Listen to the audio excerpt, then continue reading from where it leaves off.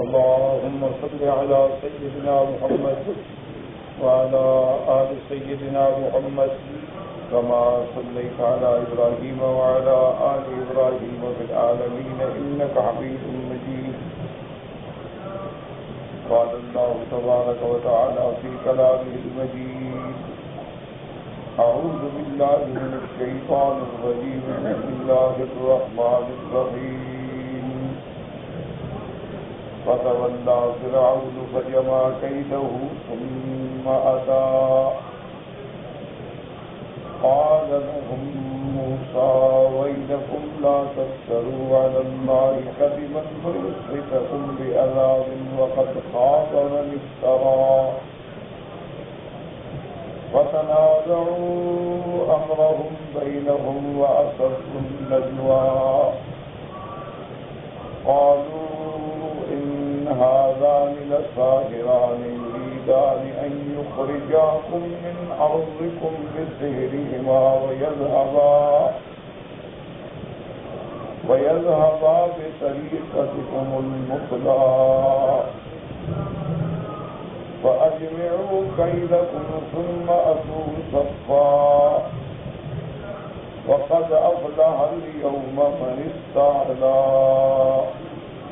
قال المؤلف والمفسر رحمه الله تعالى: وقوله ويذهبا بطريقتكم المثلى أي ويستبدا بهذه الطريقة وهي السحر، فإنهم كانوا مؤذبين بسببها لهم أموال وأرزاق عليها، يقولون إذا غلب هذان أهلكاكم وأخرجاكم من الأرض وتفردا بذلك وتمحضت لهم الرياسة بها دونكم. وقد تقدم في حديث الفنون أن ابن عباس قال في قوله ويذهبا بطريقتكم المثلى يعني القوم الذي هم فيه والعيش. اللہ تبارک و تعالیٰ نے ان آیات مبارک میں فرمایا کہ جب فرعون اپنے ساحرین کو سیدنا موسیٰ علیہ السلام کے مقابلے پہ لے آیا تو سیدنا موسیٰ علیہ السلام نے ان کو شان نبوت اور رسالت کے مطابق اس وقت بھی نصیحت کی تبلیغ فرمائی اور ان کو فرمایا کہ تمہارے لیے ہلاکت ہے، تم جھوٹ نہ بناؤ، اللہ تبارک و تعالیٰ تمہیں اپنے عذاب سے ہلاک کر دیں گے۔ تو موسیٰ علیہ السلام کی اس پر اثر دعوت کو سننے کے بعد ان میں آپس میں اختلاف ہو گیا کہ مقابلہ کریں یا نہ کریں۔ فَتَنَازَعُوا أَمْرَهُمْ بَيْنَهُمْ وَأَسَرُّوا النَّجْوَى۔ اب آپس میں انہوں نے جھگڑا کیا، بعض کہیں کہ مقابلہ کریں اور بعض کہیں کہ بھی ہمیں مقابلہ نہیں کرنا چاہیے۔ وہ جو بات فرما رہے ہیں وہ بات اچھی اور سچی لگتی ہے۔ تو اسی دوران میں بعض لوگوں نے ان کو جمع ہو کے کہا کہ بھائی کیوں گھبراتے ہو، کیوں جھگڑا آپس میں کر رہے ہو، یہ بھی تو جادوگر ہیں، یہ اپنے جادو کے زور سے تمہیں تمہارے ملک سے نکالنا چاہتے ہیں۔ وَيَذْهَبَا بِطَرِيقَتِكُمُ الْمُثْلَى، مثلا جو ہے یہ امثل سے ہے، کیا مانا کہ جس بہتر طرز پہ تم اپنی زندگی گزار رہے ہو یہ وہ تم سے چھیننا چاہتے ہیں۔ اب اس میں مفسرین کے دو قول ہیں۔ ایک قول یہ ہے کہ جادوگروں سے یہ کہا گیا کہ اب جادو کے زور پر تمہاری شان ہے، تمہاری عزت ہے اور تمہیں بادشاہ کی طرف سے بھی انعام و اکرام ملتا ہے، اور جب تم شکست کھا کے تمہیں یہ نکال دیں گے تو سارا فائدہ ان کو حاصل ہوگا، تمہارا تو وہ مزے کا دور ختم ہو گیا۔ اور دوسرا حضرت ابن عباس رضی اللہ تعالیٰ عنہ نے فرمایا، حدیث الفتون میں جیسے گزرا ہے کہ وَيَذْهَبَا بِطَرِيقَتِكُمُ الْمُثْلَىٰ کا معنی کہ جیسے تم مزے کر رہے ہو، شہنشاہی ہے، فرعون کا ملک ہے، تمہارے لیے راحت و آرام ہے، یہ تو تمہیں نکال دے گا تمہاری زمین سے، تو تم اس آرام سے محروم ہو جاؤ۔ باتیں دونوں ایک ہے، دونوں اقوال میں کوئی تعارض نہیں ہے۔ اس لیے مفسر رحمۃ اللہ علیہ فرماتے ہیں کہ وَيَذْهَبَا بِطَرِيقَتِكُمُ الْمُثْلَىٰ یعنی يَسْتَبِدَّا بِهَٰذِهِ الطَّرِيقَةِ اس طریقہ سے تمہارے اس جادو کو ختم کر دیں گے۔ إِنَّهُمْ كَانُوا مُعَذَّبِينَ بِسَبَبِهَا تو کسی جادو کی وجہ سے پہچانے جاتے ہو، تمہاری عزت کی جاتی ہے، تمہیں مال ملتے ہیں، تمہیں ارزاق پہنچتے ہیں، لوگ تمہیں نظریں دیتے ہیں۔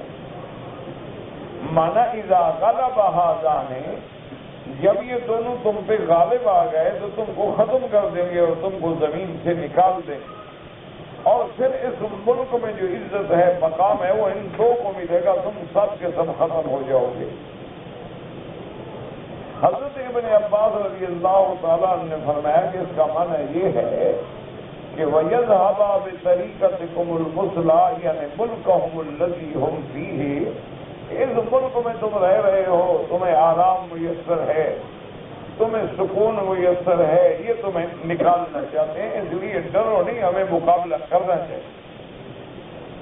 وقال ابن ابي حاتم حدثنا ابي قال حدثنا ابن حماد قال حدثنا شيء ان عبد الرحمن بن اسحاق سمع الشعبي يحدثنا علي في قوله تبارك وتعالى وَيَذْهَبَا بِطَرِيقَتِكُمُ الْمُثْلَىٰ قَالَ يَصْرِفَا وُجُوهُ النَّاسِ إِلَيْهِمَا کہ جب تم ان سے شکست کھا جاؤ گے تو سب لوگوں کی توجہ ان کی طرف ہو جائے گی، یعنی عزت ان کو ملے گی، تمہاری عزت ختم ہو جائے گی۔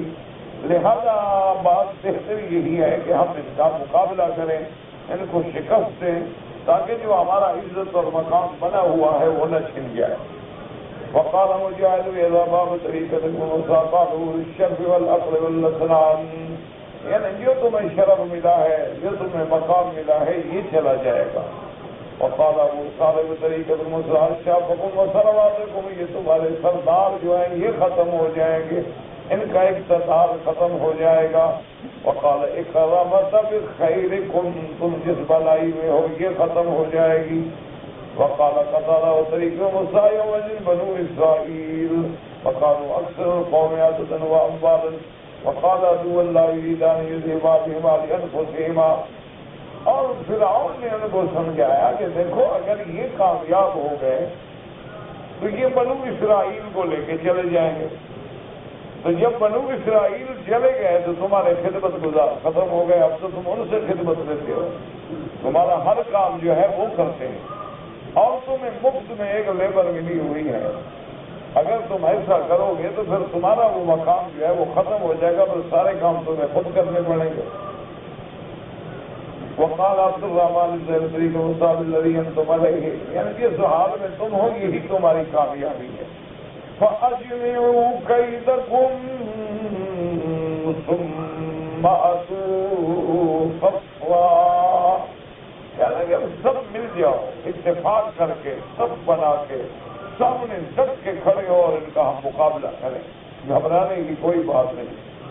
این تمو کلکم صفا واحدا ایک سب بن جائیں، والقوما فی ایدیکم مرۃ واحدۃ لتبہر الابصار اب ایک ایک آدمی نہ جادو دکھلائے بلکہ ایک سب بن کے ہم کھڑے ہو کے ایک ہی وقت میں اپنا سارا جادو دکھلائیں تاکہ لوگ دہشت میں آ جائیں گے، حیران ہو جائیں گے۔ وَتَغْلَبُوا هَذَا مَا خَافُوا اور تم موسیٰ علیہ السلام اور اس کے بھائی پہ غالب آ جاؤ گے۔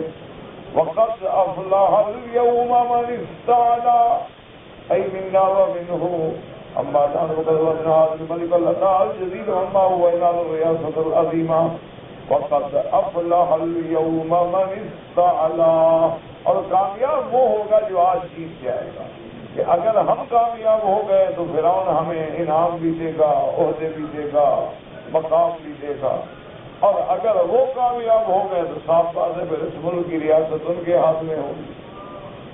تو اس لیے انہوں نے فیصلہ کیا کہ ہمیں گھبرانا نہیں چاہیے بلکہ ہمیں ایک صف میں کھڑے ہو کر یک وقت اپنے جادو کا مظاہرہ کرنا چاہیے۔ تاکہ لوگوں پر بھی دہشت پڑے اور ان دونوں پر بھی ہماری دہشت کا اثر ہو جائے. قالوا یا موسیٰ اما ان تلقی و اما ان نکون اول من القا قال بل القوا فاذا حبالهم وعصيهم يخيل اليه من سحرهم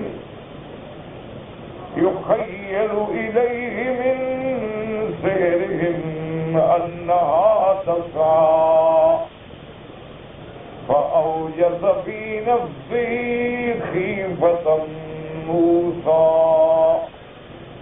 قلنا لا تخف إنك أنت الأعلى وألق ما في يمينك تلقف ما صنعوا إنما صنعوا كيد ساحر ولا يفلح الساحر حيث أتى فألقي السحرة سجدا قالوا آمنا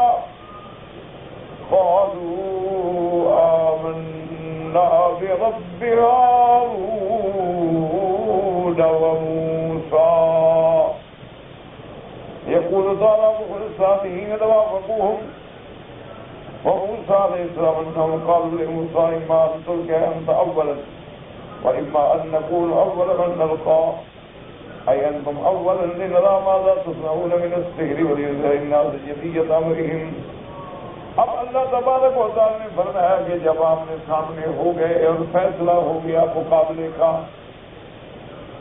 اب جادوگر میں مل کی جمع کرتے گئے. قالوا یا موسیٰ اما ان تلقی و اما ان نکون اول من القا. کہنے لگے کہ موسیٰ علیہ السلام کیا تم اپنا فن کا اور علم کا مظاہرہ پہلے ہی کرتے ہو یا ہم کریں؟ بعض علماء نے فرمایا کہ اس کا مطلب یہ تھا کہ وہ موسیٰ علیہ السلام پہ اپنا غرور، اپنی طاقت کا اظہار کر رہے تھے کہ ہمیں کوئی فرق نہیں پڑتا، ہم اول ہوں یا آپ اول، اسی لیے تم جو چاہتے ہو کرو. اور بعض علماء نے فرمایا کہ یہ بھی ان کے ادب کا ایک تقاضا تھا کہ بھئی یہ باہر سے آئے ہیں، ہم اپنے ملک میں ہیں، لہذا ہم ان کو موقع دیں کہ آپ پہلے ابتدا کرتے ہیں یا ہم کریں. موسیٰ علیہ السلام نے بھی اسی اطمینان سے جواب دیا. فرمایا قال بل القوا. موسیٰ علیہ السلام نے تم ڈالو. موسیٰ علیہ السلام نے بھی اطمینان ظاہر فرمایا کہ مجھے بھی تمہارے جادو کا کوئی خوف نہیں ہے، تم جو اپنی قوت کا مظاہرہ کرنا چاہتے ہیں ابتدا تم کرو. اور علماء نے فرمایا اس میں موسیٰ علیہ السلام یہ بھی دیکھنا چاہتے تھے کہ یہ کیا دکھلاتے ہیں، کیا جادو ظاہر کرتے ہیں، تاکہ اندازہ تو ہو کہ کیا کرنا چاہتے ہیں. اللہ نے قرآن میں فرمایا کہ جب حضرت موسیٰ علیہ السلام نے فرمایا کہ تم ڈالو فَإِذَا حِبَالُهُمْ وَعِصِيُّهُمْ يُخَيَّلُ إِلَيْهِ مِنْ سِحْرِهِمْ أَنَّهَا تَسْعَىٰ. انہوں نے بھی لکڑیاں ڈالی اور رسیاں ڈالی اور لوگوں کی آنکھوں پہ مسمرزم کیا. یعنی یہ نہیں کہ وہ حقیقتاً سانپ بن گئے تھے، بلکہ لوگوں کی آنکھوں کو مسمرز کر کے ایسے دھوکہ دیا کہ ان کو ایسے نظر آتا تھا کہ سانپ بھاگ رہے. تو اب اتنی رسیاں میدان بھر جائے اور سانپ نظر آئے تو لوگ تو بالکل گھبرا گئے اور موسیٰ علیہ السلام بھی گھبرا گئے. اس لیے قرآن فرماتے ہیں فَأَوْجَسَ فِي نَفْسِهِ خِيفَةً مُوسَىٰ.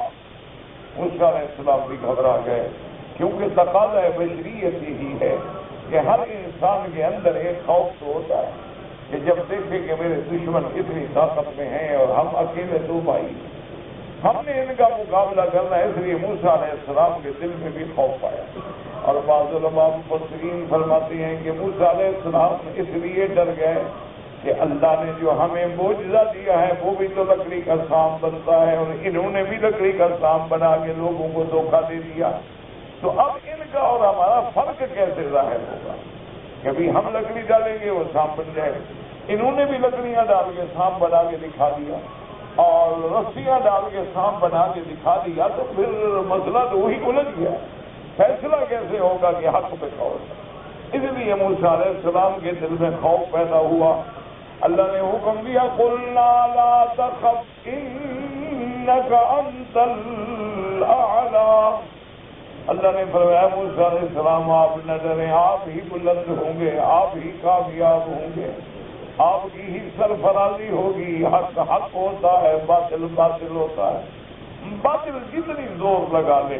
اس لیے آپ نے دیکھا نا جب دریا چلتے ہیں تو کیڑا کرکٹ جو ہوتے ہیں نا وہ پانی کے اوپر آ جاتے ہیں، حالانکہ ان کی کیا حیثیت ہوتی ہے، لیکن بظاہر پانی کے اوپر تیر رہے ہوتے ہیں، لیکن جب ایک موج کا تھپیڑا لگتا ہے تو سب کچھ اٹھا کے باہر پھینک دیتا ہے۔ اس لیے اللہ نے فرمایا تم مت ڈرو ان کے جادو سے، ان کے مسپرزم سے، ہم نے تمہیں سرفرازی سے نوازنا ہے۔ اب فرماتے ہیں وَأَلْقِ مَا فِي يَمِينِكَ تَلْقَفُ مَا صَنَعُوا إِنَّمَا صَنَعُوا كَيْدُ سَاحِرٍ وَلَا يُفْلِحُ السَّاحِرُ حَيْثُ أَتَىٰ، اللہ نے فرمایا میرے پیغمبر جو تیرے دائیں ہاتھ میں ہے ڈالو، اور جب تم اس کو ڈالو گے تو دیکھ لو گے کہ وہ سب کو نکل جائے گا جو انہوں نے بنایا ہے۔ انہوں نے تو سانپ بنائے ہیں نا، لیکن تمہارا سانپ تو ایسے کہ سب کو کھا جائے گا، تو اب تو فرق واضح ہو جائے گا نا کہ حقیقت کیا ہے۔ اور انہوں نے جو کچھ بنایا وہ تو ایک جادوگر کا مکر ہے، جادوگر کا ہیلا ہے، اور جادوگر کبھی کامیاب نہیں ہوتے، وقتی طور پہ جائے کسی کو نقصان پہنچ جائے، لیکن جب حق کا تھپیڑا لگتا ہے تو باطل مٹ جاتا ہے۔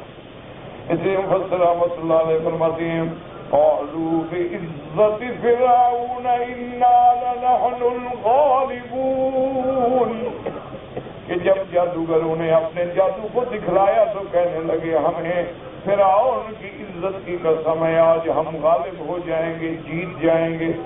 اور جیسے قرآن دوسرے مقام پہ فرماتا ہے سحروا اعین الناس واسترهبوهم وجاءوا بسحر عظیم، قرآن فرماتے ہیں انہوں نے لوگوں کی آنکھوں پہ جادو کر دیا اور لوگ بھی گھبرا گئے اور ایک بہت بڑا جادو لے کے آئے۔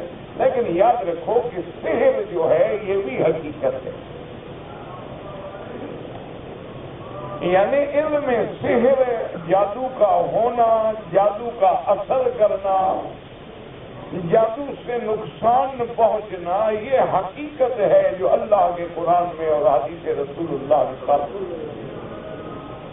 فرق صرف اتنا ہوتا ہے، یاد رکھیں کہ علم جو ہے نا وہ دو علم ہوتے ہیں، ایک علوم وہ ہیں جو علوم رحمانی کہلاتے ہیں، اور بعض علوم وہ ہیں جو علوم شیطانی کہلاتے ہیں۔ اللہ کی معرفت کا علم ہے، نبوت و رسالت کا علم ہے، قیامت کا علم ہے، کتاب اللہ کا علم ہے، سنت رسول اللہ کا علم ہے، یا وہ علوم جو قرآن و سنت کو سمجھنے میں ہماری مدد کرتے ہیں وہ علم ہے، یہ سب اللہ کی طرف سے۔ اور جتنے جادو ہے، کہانت ہے، یہ ستاروں کا علم ہے، علم فلکیات ہے، علم نجوم ہے، علم جفر ہے، علم رمل ہے، علم اعداد ہے، اور یہ ہاتھوں کی لکیروں کا علم ہے، اسی طرح ناچنے کا علم ہے، گانے کا علم ہے، یہ بھی تو سارے علم ہیں۔ ان کے اندر بھی جو علوم ہیں، ضوابط ہیں، قواعد ہیں ان کے، لیکن وہ علوم شیطانیہ ہیں، ان کا علوم رحمانیت سے کوئی تعلق نہیں ہوتا، ورنہ جادو حقیقت۔ اس سے بڑی حقیقت کیا ہوتی ہے کہ میرے آقا رحمت دو عالم سیدنا محمد رسول اللہ صلی اللہ علیہ وسلم پہ جادو ہو گیا۔ حضور صلی اللہ علیہ وسلم پہ لبید بن العاصم نے جادو کیا جو یہودی تھا، لیکن اس کا جادو جو ہے وہ زیادہ اثر نہ کر سکا حضور صلی اللہ علیہ وسلم پہ، یاد رکھیں کہ یہ جادو کا علم جو ہے یہ بھی زیادہ تر یہود میں ہوتا ہے.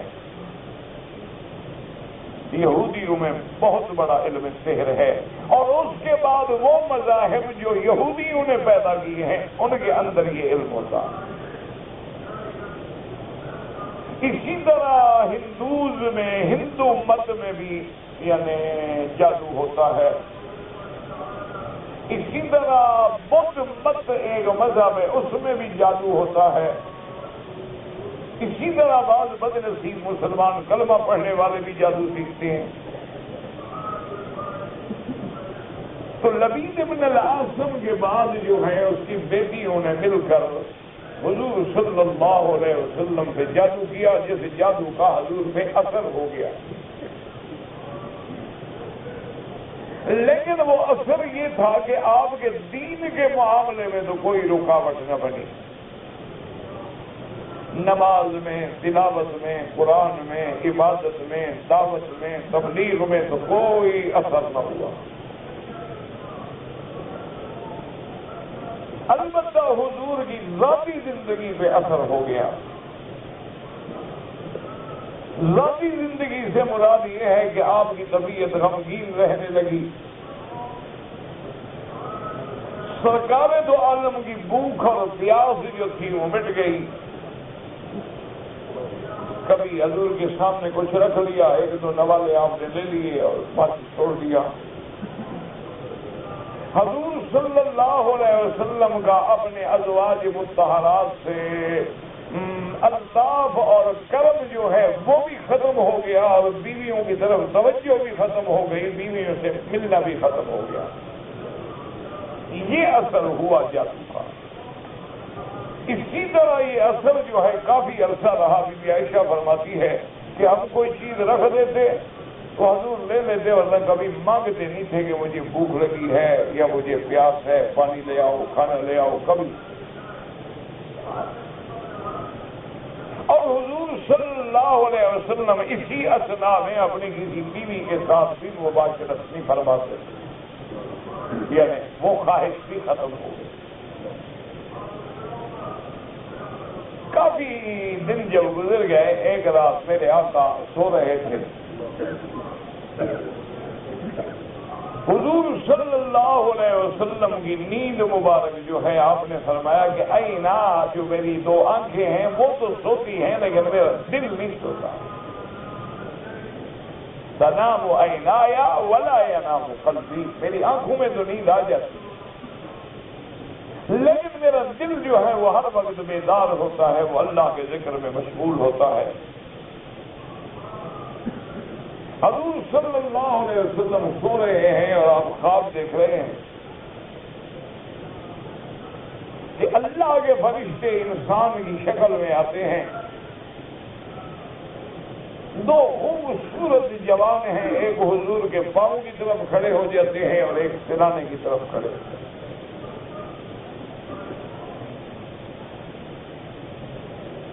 اب جو پاؤں کی طرف کھڑے ہیں وہ اس سے پوچھ رہے ہیں کہ ما بہذا الرجل، کہ بھئی ان کو کیا تکلیف ہے. جو سرانے کی طرف سے ہے وہ جواب دیتے ہیں کہ مطبوب، یعنی آپ پہ جادو کیا گیا ہے.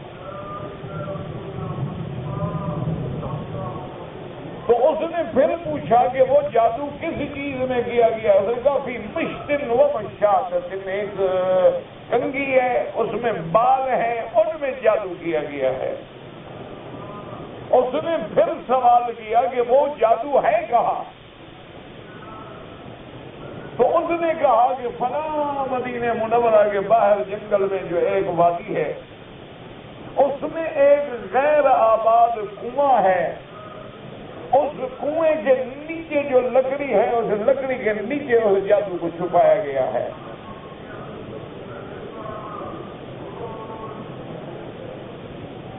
اور اتنی دیر کے بعد حضور بیدار ہو گئے. حضور صلی اللہ علیہ وسلم نے سیدنا علی رضی اللہ تعالی عنہ کو بلایا اور اپنے چند ایک قریبی لوگوں کو بلایا اور فرمایا کہ چلو فلاں جگہ چلتے ہیں.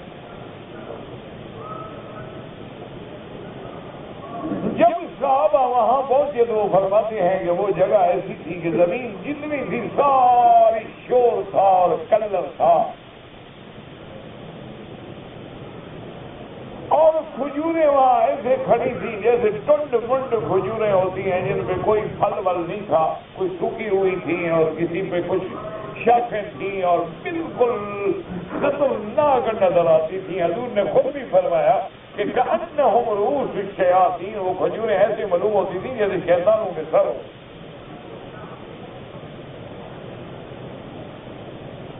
وہاں جب پہنچے تو وہ کنواں موجود تھا، اور حضور خود فرماتے ہیں کہ اس کنویں کا پانی ایسا تھا کالماء والحنہ، جیسے پانی میں مہندی ڈال دی جائے اور مہندی کا جو کلر بن جاتا ہے اسی طرح کا وہ پانی تھا۔ حضور پاک نے صحابی کو حکم دیا کہ نیچے اترو، اور اس کنویں کے بنانے کی بنیاد میں جو لکڑی رکھتے ہیں نا، اس لکڑی کے نیچے کسی چیز میں وہ جادو ہے، وہ چیز ہے، وہ نکالنے کی کوشش کرو۔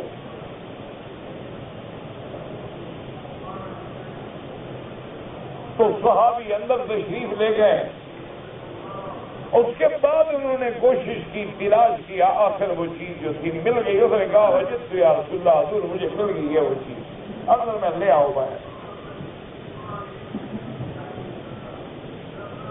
تو جب باہر لایا گیا تو حضرت علی رضی اللہ تعالیٰ عنہ فرماتے ہیں کہ ایک کنگھی تھی، کنگھی میں حضور پاک کے بال مبارک ایک ایک دندانے میں اندر لپیٹے گئے تھے، اور اس میں سوئیاں چبھوئی گئی تھی۔ تو حضرت علی رضی اللہ تعالیٰ عنہ فرماتے ہیں کہ ہم ایک ایک سوئی نکالتے گئے، سوئی نکلتی گئی، بال کھلتے گئے تو حضور کا چہرہ گلاب کی پھول کی طرح کھلتا گیا، وہ جادو کا اثر کے ساتھ ٹوٹ گیا۔ حضور صلی اللہ علیہ وسلم نے جب سارے بال مبارک کھل گئے اور سوئیاں نکل گئی اور سب ٹھیک ہو گیا، حضور نے لے کے پھر اسی پانی میں پھینک دیا۔ واپس حضور تشریف لے آئے تو آپ کی طبیعت پہ اب جادو کا بالکل کوئی اثر نہیں تھا، بالکل طبیعت بحال ہو گئی، چہرہ مبارک منور ہو گیا، روشن ہو گیا، کھل اٹھا۔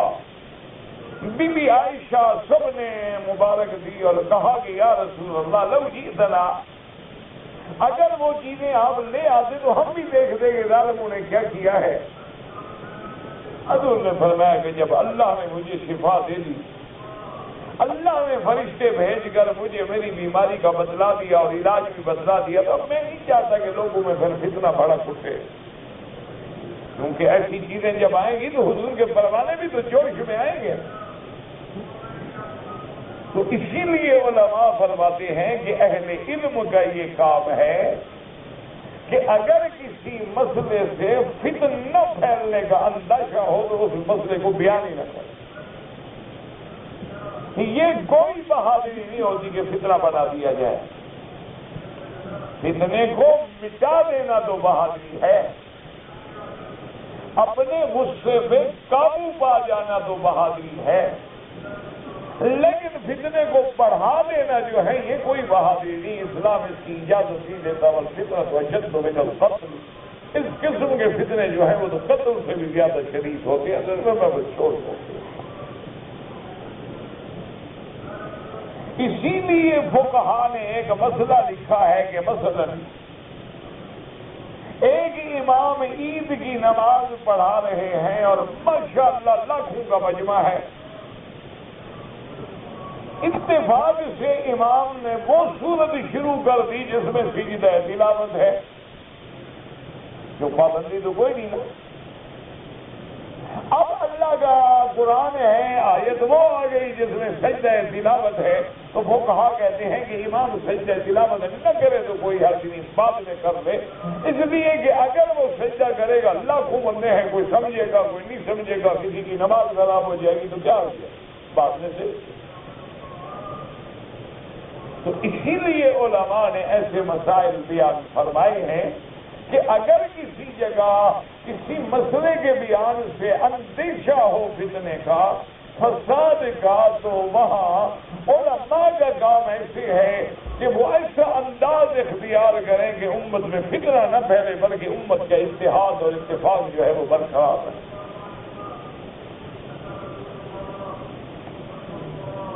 تو اب جناب یہ بات سمجھ آ گئی، یاد رکھیں باقاعدہ قرآن میں سورۃ بقرہ کے اندر بھی سحر کا واقعہ موجود ہے، قصہ ہاروت و ماروت موجود ہے، اور موسیٰ علیہ السلام کے مقابلے پر بھی سحر کا قصہ موجود ہے۔ تو یاد رکھیں کہ جادو حقیقت ہے، جادو ہو جاتا ہے، جادو اثر کرتا ہے، لیکن جادو کا سیکھنا، جادو کا کرنا، جادو کے ذریعے کسی کو نقصان پہنچانا، حضور نے فرمایا آدمی کو کفر تک پہنچا دیتا ہے۔ من تسحر فقد کفر، جس نے جادو پہ عقیدہ رکھا، ایمان رکھا، گویا وہ کافر ہو گیا۔ باقی تو جادو ہے، اب دیکھو نا آگ ہے، لگے تو جلائے گی تو ضرور۔ اب اس کے توڑ کے لیے بھی علماء نے یہ لکھا ہے کہ سورۃ البقرہ جو ہے،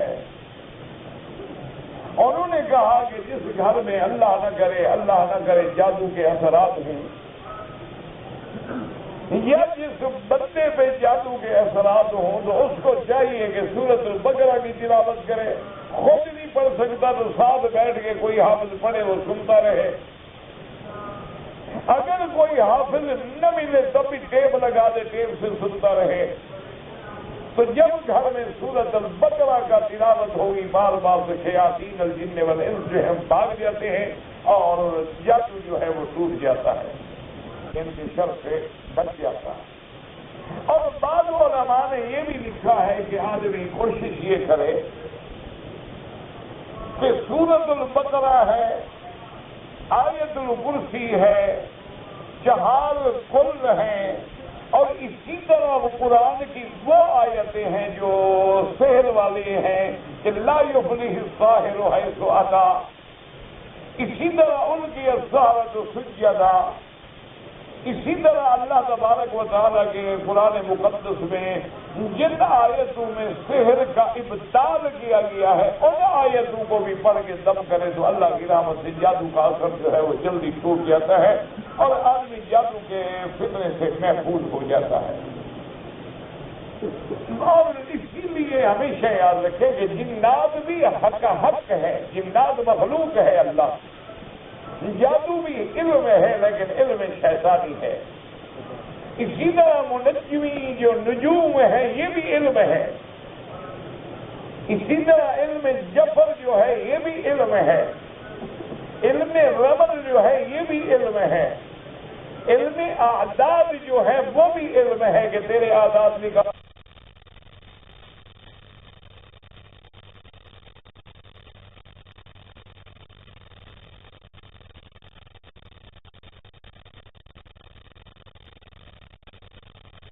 پھر اس چیز کی عادت نکال کے فیصلے کر دینا۔ لیکن سب علوم ایسے ہیں کہ جن پہ آدمی کبھی عقیدہ نہ رکھے۔ حضور پاک نے بڑی شرارت سے منع فرمایا ہے، فرمایا من اتی عرافا او کاہنا فصدقہ فقد کفر بما انزل علی محمد صلی اللہ علیہ وسلم، فرمایا کہ جو آدمی ان لوگوں کے پاس جاتا ہے، کاہنوں کے پاس جاتا ہے، عرافین کے پاس جاتا ہے، منجمین کے پاس جاتا ہے اور پھر ان کے بدلانے میں یقین کرتا ہے، تو وہ اللہ کے قرآن کا کفر کر رہا ہے، کیونکہ علم غیب اللہ کے پاس ہے اور کسی کے پاس نہیں۔ تو ان کے فتنوں سے بچا کریں، ان کے پاس مال سوائے کفر اور شرک کے کچھ نہیں ہوتا۔ کبھی یہ موکلات کے نام سے دھوکہ دیتے ہیں، کبھی یہ جنات کے نام سے دھوکہ دیتے ہیں۔ اصل میں یہ آدمیوں کے نفسیات کے ماہر ہو جاتے ہیں۔ روزانہ جو مریض آتے ہیں نا، آپ دیکھیں نا ڈاکٹر بھی ماہر ہو جاتا ہے نا، مریض سامنے آیا ہوئے گا یہ تکلیف ہے، اب علم غیب تو نہیں ہوتا نا اس کو۔ طبیب جو ہے وہ ماہر ہو جاتے ہیں، نبض پہ ہاتھ رکھتے ہیں اور کہتے ہیں تمہیں فلاں بیماری ہو۔ علم غیب تھوڑا ہے یہ، علم نفس ہے کہ حرکت اس کی کس انگلی کے تابع ہے اور اس کی حرکات جو ہے اس انگلی کے تابع کتنی ہے، اس کے تابع کتنی ہے، اس کے تابع کتنی ہے، یہ ہو تو یہ بیماری ہے، یہ ہو تو یہ بیماری ہو، یہ ہو تو یہ بیماری، یہ تو علامات ہیں۔ اسی طرح بعض علماء دیکھیں نا، آپ نے طبیب کہتے ہیں کہ جی آپ اپنے پیشاب کا معائنہ کروائیں، وہ دیکھتے ہیں کہ سرخی مائل ہے تو سودا کا غلبہ ہے، اور پیلا زیادہ ہے تو صفرا کا غلبہ ہے، اور فیض ہے تو مانا ہے آسابی کمزوری کا غلبہ ہے، وہ دیکھ کے فیصلہ کریے علم غیب نہیں ہوتا۔ لیکن افضل یہ ہے کہ آدمی ان کے قریب نہ جائے اور نہ ان کے اعتبار میں آئے، بس اللہ اللہ کے رسول پہ اعتماد رکھے، اور اگر کبھی خدا نہ کرے کوئی جادو وادو ہو جائے تو کسی صحیح معنی میں اللہ والے کے پاس جائے، کسی غلط بندے کے پاس نہ جائے جو اور اس کی تباہی کا ذریعہ بن جائے۔ اس لیے اب جناب جب انہوں نے جادو کیا تو لوگوں کی آنکھوں کو دھوکہ دیا۔ فَإِذَا حِبَالُهُمْ وَعِصِيُّهُمْ يُخَيَّلُ إِلَيْهِ مِنْ سِحْرِهِمْ أَنَّهَا تَسْعَىٰ۔ اللہ کا قرآن کہتا ہے کہ انہوں نے کیا کیا، مفسر فرماتے ہیں وَذَلِكَ أَنَّهُ أَوْضَعُوهَا مِنَ الزِّيبِ كَمَا كَانَتْ تَتَحَرَّكُ بِالسَّطْوِ وَتَضْطَرِبُ طَوِيلًا فَيَتَخَيَّلُ النَّاسُ أَنَّهَا تَسْعَىٰ بِاخْتِيَارِهَا وَإِنَّمَا كَانَتْ حِيلَةً وَقَالُوا جَمًّا غَفِيرًا وَجَمًّا كَثِيرًا فَأَلْقَىٰ كُلٌّ مِّنْهُمْ عَصًا وَحَبْلًا الطَّاسَارَ الْوَادِي مَلْآنَ حَيَّاتٍ يَرْكَبُ بَعْضُهَا بَعْضًا۔ اب مفسر فرماتا ہے کہ بعض علماء نے یہ بھی لکھا ہے کہ انہوں نے رسیوں پر لکڑیوں پر پارے کی پالش کر دی۔ یہ پارا ہوتا ہے نا جو آپ نے دیکھا تھرمامیٹر میں بھی ہوتا ہے، بخار ہو تو اوپر بڑھ جاتا ہے، نہ ہو تو گر جاتا ہے۔ تو ایک تو وہ پارے کی اور اوپر سے اس پہ گرمی پڑی، اور دوسرا ان لوگوں کی آنکھوں پہ جادو کیا تو معلوم یہ ہوتا تھا کہ سانپ بھاگ رہے ہیں اور پوری وادی جو ہے وہ سانپوں کی بھر گئی ہے اور ایک دوسرے کے اوپر سانپ چڑھے ہوئے ہیں۔ فَأَوْجَسَ فِي نَفْسِهِ خِيفَةً مُوسَىٰ اے خبر اندازی قبل ان یلقیٰ ما فی یمینہ۔ اب بعض علماء فرماتے ہیں کہ موسیٰ علیہ السلام اس لیے ڈرے کہ لوگ اور دھوکے میں آ جائیں گے، لوگ دیکھیں گے دیکھو یار یہ جادوگروں نے تو کمال کر دیا ہے۔ فَأَوْحَى اللَّهُ تَعَالَىٰ إِلَيْهِ بِالسَّاعَةِ رَأَيْتَ مَا فِي يَمِينِكَ۔ اللہ پاک نے حکم دیا کہ موسیٰ علیہ السلام آپ نہ گھبرائیں، آپ کے ہاتھ میں جو چیز ہے وہ ڈالیں۔ فَإِذَا يَتَلْقَى مَا صَنَعُوا ذَلِكَ أَنَّهَا صَارَتْ تِنِّينًا عَظِيمًا حَائِلًا ذَا قَوَائِمَ وَعُنُقٍ وَرَاسٍ وَأَذْرَاسٍ فَجَعَلَتْ تَتَّخِذُ تِلْكَ الْحِجَابَ حِبَالًا وَتَسْيِّرًا حَتَّىٰ لَمْ يَبْقَ مِنْهَا شَيْءٌ إِلَّا تَلَقَّفَتْهُ وَابْتَلَعَتْهُ۔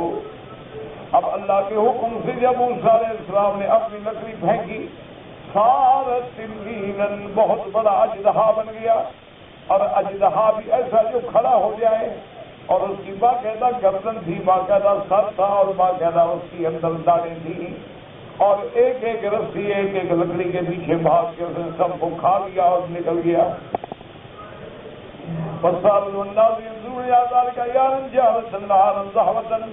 اب جادوگر بھی اور سارے لوگ جو ہیں وہ دیکھ رہے ہیں کیونکہ دن کی روشنی ہے، واضح ہے۔ فقامت المعجزۃ واتضح البرہان وبقى الحق وبطل السحر۔ اب اللہ تبارک و تعالیٰ کے پیغمبر کا معجزہ جو تھا وہ حق ہو گیا، وہ سچ ہو گیا اور واضح ہو گیا لوگوں پہ کہ یہ معجزہ ہے، یہ حق ہے، اور وہ جادو جو ہے وہ باطل ہے۔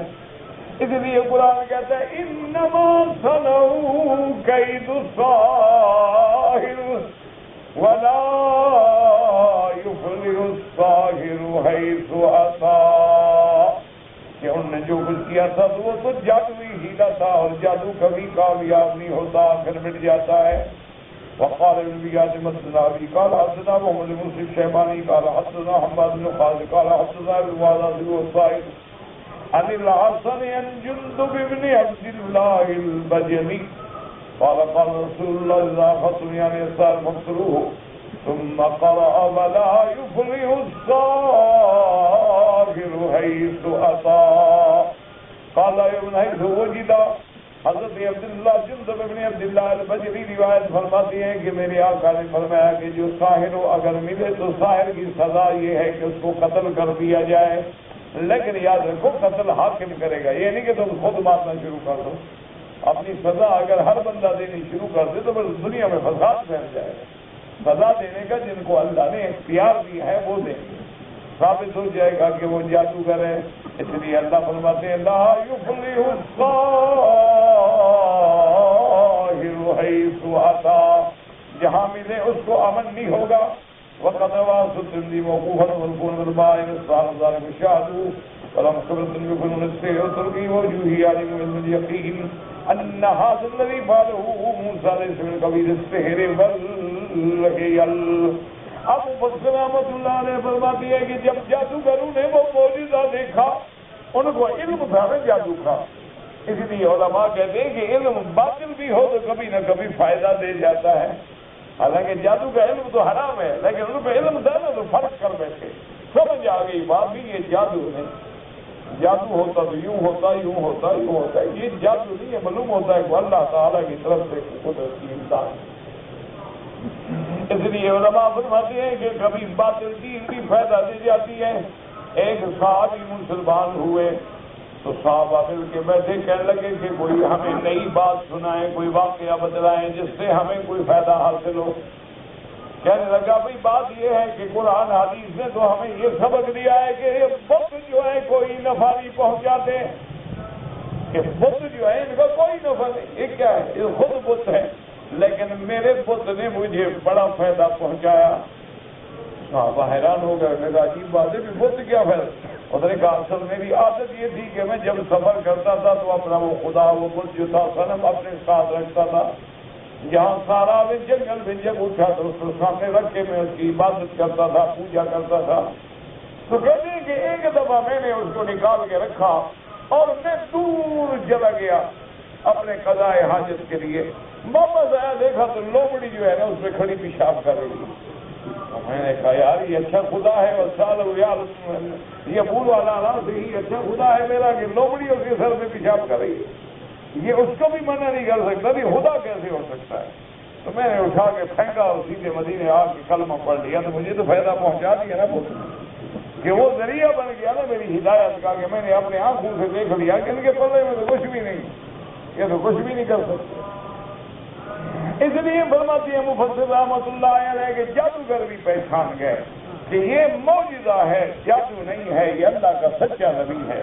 وَأَنَّهُ حَقٌّ لَا مَرِيَّةَ فِيهِ وَلَا يَقْدِرُ عَلَى هَذَا إِلَّا الَّذِي يَقُولُ لِلشَّيْءِ كُن فَيَكُونُ فَإِنَّ ذَلِكَ وَقَعُوا سُجَّدًا لِلَّهِ. وہ سمجھ گئے یہ حق ہے، یہ اللہ کی طرف سے اپنے پیغمبر کی تائید ہے، یہ معجزہ ہے، یہ جادو نہیں ہو سکتا کسی طرح، یہ اس کی شان ہے. انما امرہ اذا اراد شیئا ان یقول له کن فیکون.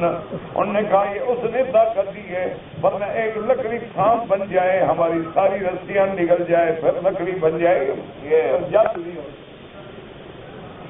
اب قرآن فرماتا ہے کہ وَوَقَعُوا سُجَّدًا لِلَّهِ، اللہ کے لیے سجدے میں گر گئے. وَقَالُوا آمَنَّا بِرَبِّ الْعَالَمِينَ رَبِّ مُوسَىٰ وَهَارُونَ، اللہ پر ایمان لے آئے. ولہذا قال الباطن وَإِذْ قالوا أَوَّلَ النَّارِ سَاعَةً وَفِي آخِرِ النَّارِ شُهَدَاءَ بَرَرًا.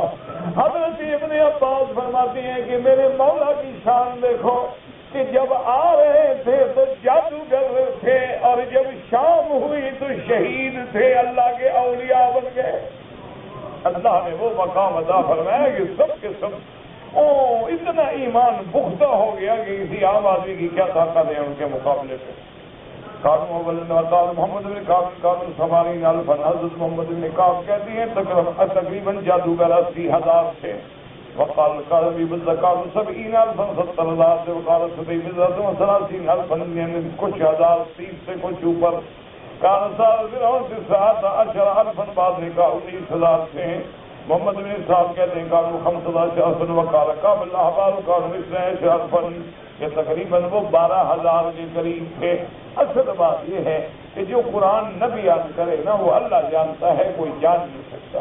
قرآن نے نہیں بتایا وہ 10 تھے، 10,000 تھے، 10 لاکھ تھے. قرآن نے فرمایا جادوگر ایک جماعت تھی، لیکن کتنے تھے ان چیزوں سے قرآن نے بحث نہیں کی. جن لوگوں نے یہ حوالے لکھے ہیں 80,000 70,000 19,000 یہ سب روایات اسرائیلیہ ہیں، سب کا کتابوں کی روایات ہیں جو کعب احبار اور وہب ابن منبہ کے ذریعے آئی ہیں. ان کا کوئی اعتبار نہیں ہوتا. جس چیز کو اللہ بیان کرے الحمدللہ، اگر اللہ تبارک و تعالیٰ بیان نہ فرمائے تو بلا وجہ تلاش کرنے کی ضرورت ہی نہیں ہوتی. وقال ابن ابي حاتم حدثنا علي بن حسين قال حدثنا محمد بن علي بن حمزه قال حدثنا علي بن سعيد واقد نبی يزيد بن ابي ان كان بعض قال 70 رجلا کہتے ہیں 70 آدمی تھے اصبحوا سحرة وامسوا شهداء قال حدثنا ابي قال من سيد مكه مبارك قال اوزاعي لما خبر السحرة سجدا رفعت لهم الجنة حتى نظروا إليها جب وہ خلوص سے سجدے میں گر گئے اللہ نے فرمایا ملائکہ ان کو جنت کی جھلک دکھلا دو ابھی دکھلا دو کہ تمہیں اللہ نے اس جنت یہ ہے سجدہ دعا کرو اللہ ہمیں بھی خلوص والا سجدہ نصیب ہو ہم مکے میں رہتے ہیں نمازیں پڑھتے ہیں کوئی فرق نہیں پڑا بس ظاہر ہے اللہ قبول کر لے فرض تو اتر جائے گا لیکن وہ جو اصل نماز ہے وہ کہاں ہوگی اسی لیے کسی نے کہا وہی ایک سجدہ ہے کارگر جو عقل و فکر سے ماورا وہ 1000 سجدے فضول ہیں جو رہین لفظ شفا نہیں سجدہ ہو اللہ کے لیے ہو اور انقلاب نہ آئے ایک بات ہے تبدیلی نہ آئے یہ بات ہے معلوم ہوا ہمارے اندر کوئی کھوٹ ہے اب دیکھو نا جی کہ فرعون کے مقابلے جب ساری زندگی جادو میں گزری ایک دفعہ سجدے میں گئے جنت بھی دیکھ لی قال ذکر سعید بن سلام قال حدثنا اسماعیل عبد الله بن سليمان عبد سعید بن قال ان کے ساتھ سجدا قالوا منادي لهم تبين لهم وهم في سجودهم اللہ نے حکم دیا ملائکہ کو کہ ان لوگوں کو جنت میں جو ان کے لیے میں نے جگہ بنائی وہ بھی دکھا دو یہ تمہارا مقام ہے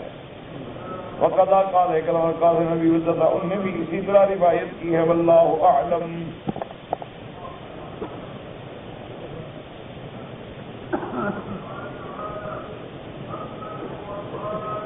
اگر عورتیں آئی ہیں عمرہ کرنے کے لیے جب وہ اپنے میقات سے تھیں انہوں نے احرام کی عمرے کی نیت کر لی لبیک پڑھ لیا بعد میں ان کو حیض آ گیا تو کوئی بات نہیں وہ اپنے مکان پہ رہیں جتنے دن ان کے ایام کے ہیں وہ گزاریں اور یہ سمجھیں کہ ہم احرام میں ہیں پابندی کا خیال رکھیں کوئی خوشبو نہ لگائیں خوشبو صابن استعمال نہ کریں جب غسل کرنے کا وقت آئے تب بھی خوشبو کا صابن استعمال نہ کریں بغیر احتیاط کے کنگھی نہ دیں تاکہ بلا وجہ بال نہ گرے اگر اپنا خاوند ساتھ ہے تو اس سے بھی کوئی بے تکلفی کی بات نہ کرے چونکہ وہ احرام میں ہے جب وہ پاک ہو جائیں غسل کریں طواف کریں صفا مروہ دوڑیں بال کٹائیں عمرہ مکمل ہو گیا ان کو دوبارہ مسجد عائشہ جانے کی ضرورت نہیں وہ تو احرام باندھ کے آ چکی ہے جس نے احرام نہ باندھا ہو نیت نہ کی ہو وہ مسجد عائشہ جائے یہ تو میقات سے باقاعدہ نیت کر کے آ چکی ہے تو اپنے میقات والے عمرے کو خراب نہ کریں یہ سمجھیے کہ میں عمرے میں ہوں جب اللہ اس کے دن گزر جائے پاک ہو جائے اپنا عمرہ پورا کرے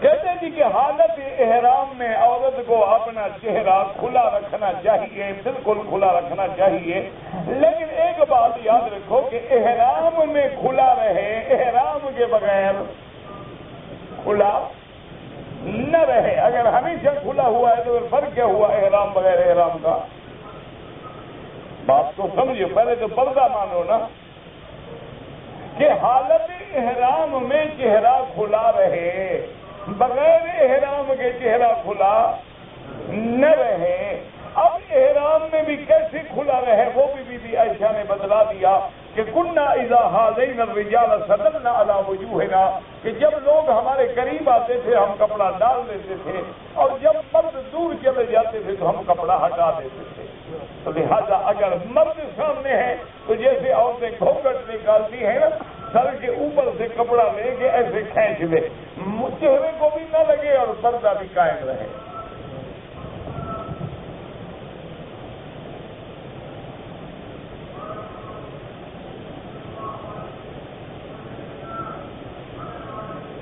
کہتے جی کہ ایک ہی مسجد میں اذان بھی ہوگی اور مشرک بھی ہو. میں نے پہلے بھی عرض کیا تھا کہ یہ ایک عالمی سازش ہے وحدت الادیان کے نام پہ کہ سب دین اللہ کے ہیں. اب صرف ایک دین ہے اللہ کا. ان الدین عند اللہ الاسلام.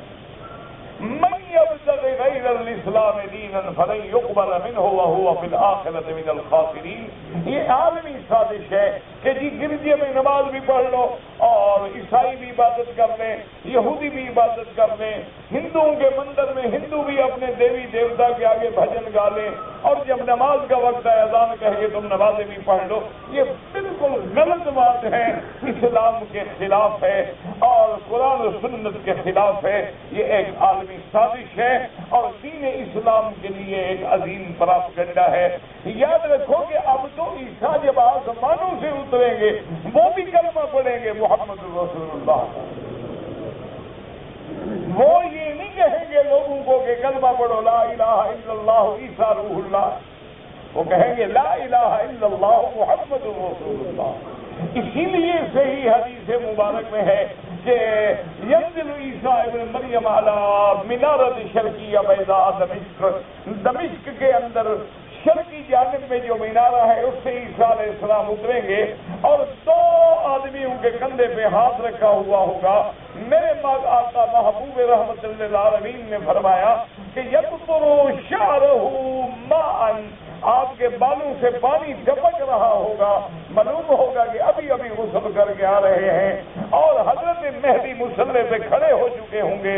لیکن جب نبی آ جائے تو کوئی اور مصلے پہ کھڑا نہیں ہو سکتا ہے کہ نبی سے بڑا کوئی ہے. جب نبی آ جائیں گے تو وہ پیچھے ہٹنے کی کوشش کریں گے, لیکن حضرت عیسیٰ فرمائیں گے اللہ رسول لکھا, فرمائیں گے کہ نہیں تم مصلے پہ کھڑے رہو. حضرت عیسیٰ ان کے پیچھے نماز پڑھیں گے تاکہ لوگوں کو واضح ہو جائے کہ عیسیٰ اپنی شریعت لے کے نہیں آیا, تابع ہے شریعت محمد مصطفیٰ کی صلی اللہ علیہ وعلا آلہ واصحابہ وسلم تسلیما کثیرا.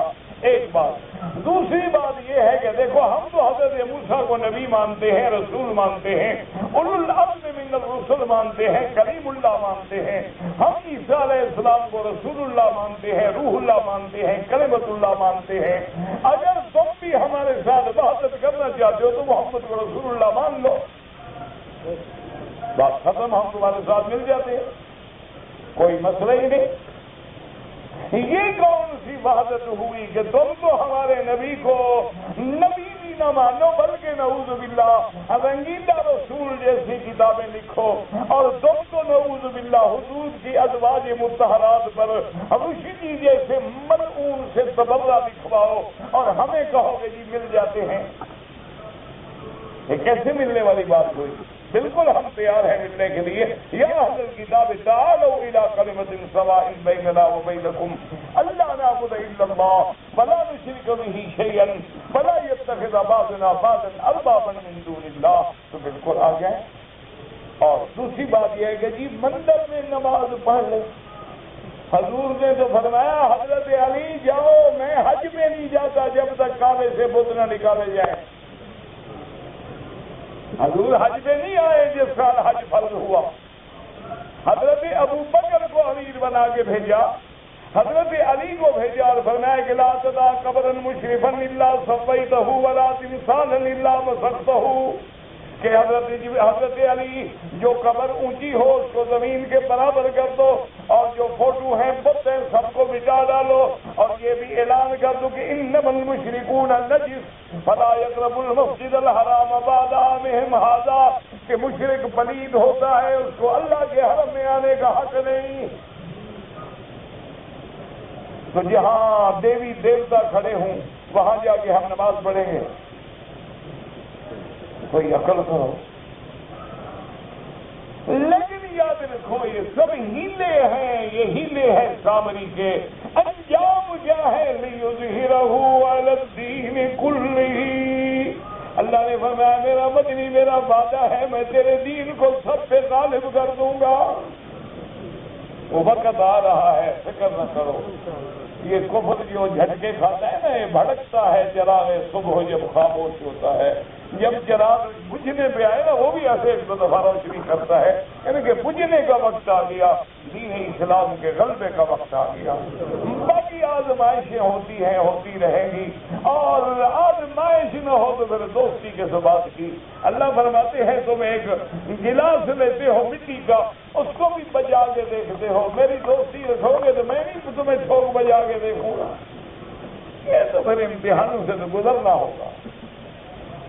اگر آپ کی والدہ عمرے پہ آئی ہیں یا بدعت ویزے پہ آئی ہیں، پہلا عمرہ وہ کر چکی ہیں، اب جب مدینہ منورہ زیارت کے لیے جائیں تو وہاں سے بھی احرام باندھ کیا جائے اور عمرہ ہو جائے گا۔ اگر مدینہ منورہ جانے کا موقع نہیں مل رہا ہے تو مسجد عائشہ سے احرام باندھنے یا مسجد جعرانہ سے احرام باندھ کے عمرہ کر لیں، انشاءاللہ وہ بھی عمرہ ہو جائے گا۔ کہتے جی کو جو رحمت کا پرنالہ ہے، رحمت کا پرنالہ تو کوئی بھی نہیں ہے، تو کعبہ شریف میں پرنالہ پانی نکلنے کے لیے لگایا گیا ہے، 11 دفعہ بنا ہے اور ہر دفعہ نیا پرنالہ لگا ہے۔ یہ اللہ میاں نے اوپر سے نہیں بھیجا۔ اصل میں مسلمان کو عادت ہو گئی ہے نا قبر پہ بوسہ دینے کی، کیا کرے بیچارہ، جہاں چمکتی ہوئی چیز آ جاتی ہے وہی ہو جاتا ہے، وہی پرنالے سے کچھ بھی نہیں ہوتا، یہ صرف پانی گرانے کے لیے ہے۔ کہتے ہیں جی کہ عورت کا جنازے کی نماز پڑھنی ہو، بالکل پڑھیں، عورت ہو یا مرد ہو کوئی بھی ہو، آپ کی دعائے جنازہ میں کیا ہے؟ صغیرنا و کبیرنا و ذکرنا و انثانا۔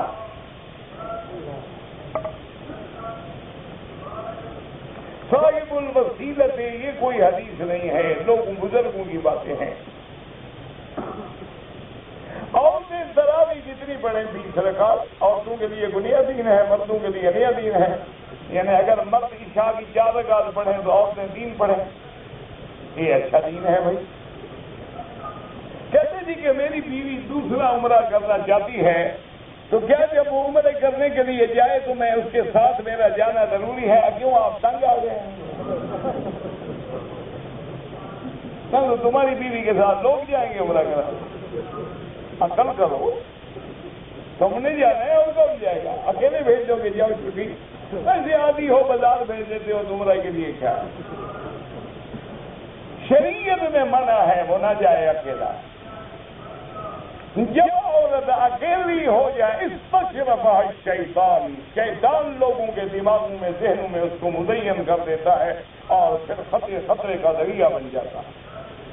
حیض کی حالت میں لڑکی نے احرام باندھ لیا لیکن کھول لیا، نیت بھی نہیں کی تھی، جب نیت نہیں کی تو احرام کیا تھا؟ یہ رومال باندھنے کا نام تو احرام نہیں، احرام تو نام ہی نیت کا ہے کہ لبیک بعمرۃ لبیک اللہم لبیک، جب پڑھے تو عمرہ ہے، ورنہ رومال باندھنے سے کھولنے سے کچھ نہیں ہوتا۔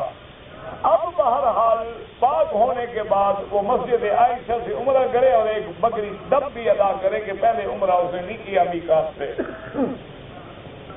طواف کے دوران میں خاص دعائیں، کوئی خاص دعائیں نہیں، جو تمہیں آئے وہ دعا ہے، سبحان اللہ، الحمدللہ، درود شریف، کلمہ شریف، جو ہے وہ پڑھتے رہو۔ کہتے نہیں کہ عورت بغیر شوہر کی اجازت کے مسجد میں یا حرم میں نماز پڑھنے کے لیے جا سکتی ہے؟ ہاں جا سکتی ہے، کیونکہ حضور کی حدیث ہے، حضور نے فرمایا کہ لا تمنعوا اماء اللہ عن بیوت اللہ، اللہ کی بندیوں کو اللہ کی نماز سے نہ روکا کرو۔ یا حنان کے اسم میں اختلاف ہے، بعض فرماتے ہیں اللہ کے اسماء ہیں، بعض فرماتے ہیں کہ نہیں، بہرحال 99 اسماء میں ذکر نہیں ہے۔ اگر دوبارہ عمرہ کرنا ہو تو جعرانہ سے یا مسجد عائشہ سے، یا نبی مددی یا علی مددی، یہ شرک ہے خالص۔ جناب یہ نعمت جو پڑی رہ جاتی ہے، پتہ نہیں کیا نعمت پڑی رہ جاتی ہے، 2 رکعت نماز جو ہے طواف کے بعد، امام ابو حنیفہ رحمۃ اللہ علیہ کے نزدیک واجب الطواف ہے، نفل نہیں، واجب ہے۔ باقی ائمہ کے نزدیک بھی 2 رکعت سنت ہے، نفل نہیں ہے، تو لوگوں نے بنا رکھا ہے نفل نفل نفل نفل، نفل کہاں ہے بھائی؟ وہ سمجھتے ہیں طواف جو نفل ہے 2 رکعت بھی نفل ہے، بابا نفل جب شروع کر دو وہ بھی واجب ہو جاتی ہے۔ قرآن شریف مجھے یاد نہیں رہتا، تم کوشش میں لگے رہو، باقی اللہ کے ہاتھ میں ہے۔ باقی وظیفے وغیرہ جو ہے علماء نے لکھا ہے کہ اللہ کا نام ہے نا، یا قوی یا متین، یا قوی یا متین، یہ پڑھا کرو۔ اور مشکات شریف کی حدیث کی جو کتاب ہے اس کے آخر میں ایک دعا ہے حفظ کی، اگر وہ کسی عالم سے مشورہ کر کے پڑھ لو حدیث میں اللہم ارحمنی بترک المعاصی ابدا ما ابقیتنی، یہاں سے وہ شروع ہوتی ہے، تو انشاءاللہ اللہ کرے گا آسان ہو جائے گا۔ داڑھی جو ہے نا جی، حضور کی داڑھی مبارک سینے پہ بھری ہوتی تھی۔ باقی ہر آدمی کی داڑھی مختلف ہوتی ہے، کسی کے بال گھنے ہیں، کسی کے بال باریک ہیں، کسی کے بال سخت ہیں۔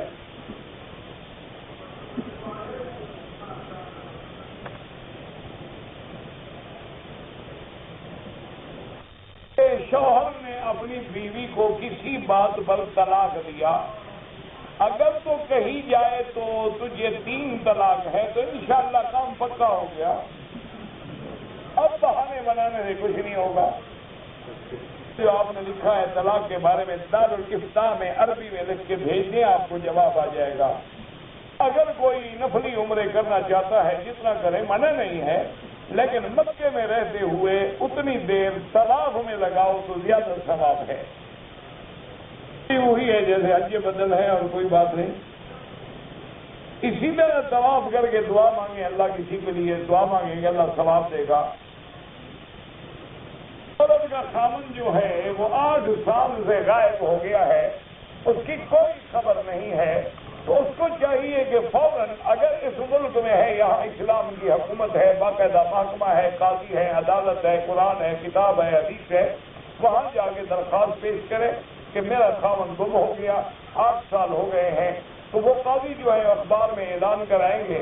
اس کے بعد ایک ٹائم جب گزرے گا تو اس کو سخت بنا کے دے دیں گے کہ نکاح تمہارا ختم کر دیا ہے، کیونکہ تمہارا شوہر جو ہے مفقود ہے، پھر تمہیں دوسرا نکاح کرنے کی اجازت ہوگی۔ اچھا، اگر کسی ملک میں آپ ہیں وہاں اسلامی حکومت نہیں ہے تو اب وہاں کیا کریں، وہاں چند علماء کی کمیٹی بنا کے ان کے سامنے مسئلہ رکھیں، وہ کوشش کریں گے، اعلان کریں گے، معلومات کریں گے، جب تسلی ہو جائے گی تو پھر آپ کو وہ بھی لکھ دیں گے۔